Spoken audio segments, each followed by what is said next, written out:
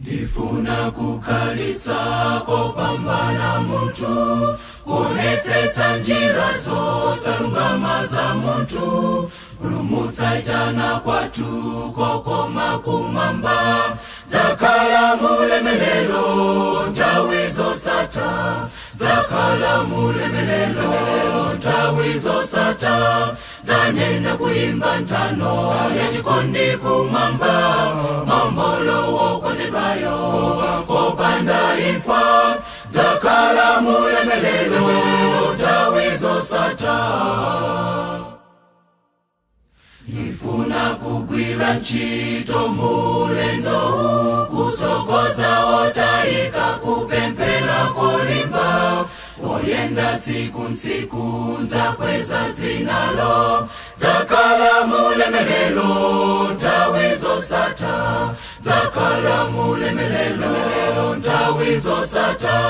dzanena kuimba nthano yachikondi kumwamba, maumbolo wokondedwayo kopanda imfa, dzakhala mulemelelo nthawi zosatha. Mapeto ayandika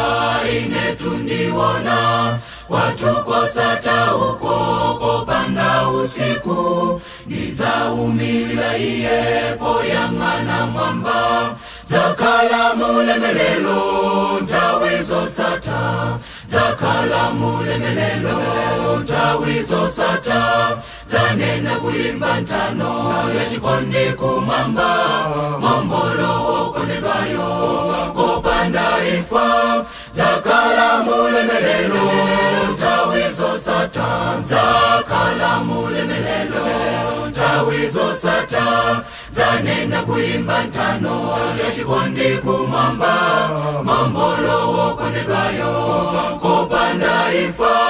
dzakhala mulemelelo, dzakhala mulemelelo, dzakhala mulemelelo.